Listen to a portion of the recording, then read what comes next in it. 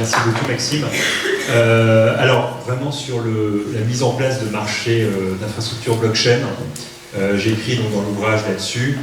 Ça paraît pour l'instant encore très difficile, tout simplement parce qu'en fait le droit des marchés financiers repose sur l'intermédiation. Donc en fait, le fameux intermédiaire qu'on veut sortir, c'est au cœur aujourd'hui du droit des marchés financiers, c'est-à-dire que tout repose sur des professionnels agréés, des sociétés agréées pour gérer des infrastructures de marché.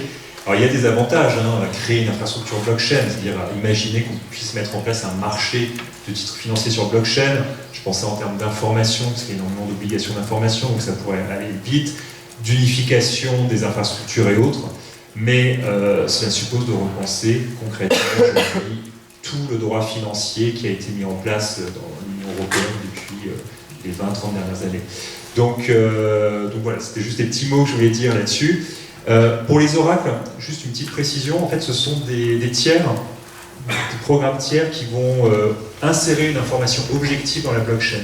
Donc c'est utilisé notamment quand vous avez besoin de mettre une information qui n'est pas sur la blockchain et de vous assurer en fait que cette information est bien détenue, enfin est bien objective. Là dans ce cas-là vous pouvez avoir des oracles, typiquement ça pourrait être quelqu'un qui prend le cours, bon, mais encore une fois, c'est la grande difficulté, c'est comme tu le dis, ça marcherait très bien sur les marchés financiers, mais les titres financiers aujourd'hui sont autorisés sur blockchain pour les sociétés non cotées. Alors, on va passer à la deuxième question.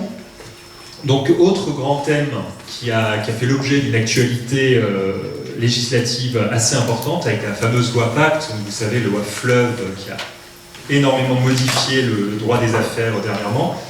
Je crois qu'il y a une sorte.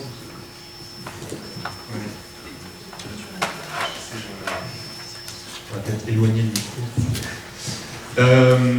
Donc, pardonnez-moi pour ça. La question en fait des jetons. Donc je vous ai déjà parlé des jetons. Concrètement, comme je vous ai dit, un jeton c'est un actif numérique, c'est-à-dire que c'est une de ces fameuses données qu'on va échanger. Donc en fait, je vais être sur une blockchain, je vais transférer des jetons, ça peut être des bitcoins, ça peut être des ethers, à quelqu'un. La grande difficulté de ces jetons, c'est qu'ils peuvent représenter tout et rien. Le bitcoin, c'est ce qu'on appelle un jeton monétaire, c'est-à-dire que ça représente une valeur, c'est une valeur d'échange. C'est une valeur de compte, concrètement. C'est-à-dire que vous pouvez dire tel bien coûte tant de bitcoin, donc si je veux l'acheter, je transfère ces bitcoins. Pourquoi pas? Mais vous pouvez avoir des effets complètement différents. Vous pouvez, en fait, le code lui-même peut intégrer des effets à ces jetons très particuliers, en fonction de ce que vous voulez faire, et ça peut tout à fait être l'équivalent d'un titre financier de société. Donc il est tout à fait possible de mettre en place un jeton qui, comme une action, si on prend un exemple de titre financier, comme une action va vous permettre de voter à des assemblées et vous permettre de recevoir des dividendes. Bon, et vous permettre aussi, alors ça on ne sait pas comment vous organisez, de recevoir de l'information en tant qu'actionnaire. Ça c'est un titre financier. Et si on a des jetons qui ont ces caractéristiques-là, dans l'absolu il n'y a pas de difficulté de qualification puisqu'en fait le droit français, le droit européen va de toute façon reconnaître l'existence d'un titre financier. Mais il y a toute une catégorie très vaste d'éléments qui ne sont pas du tout compris là-dedans, ce sont les jetons d'usage, c'est-à-dire en gros tout le reste. Tout le reste, on les appelle jetons d'usage. Ça peut être par exemple des jetons qui vous donnent le droit d'avoir une personne qui vient chez vous faire du ménage si vous voulez l'utiliser, ou un jeton qui va être en relation avec un objet connecté. Donc vous avez plein de possibilités différentes.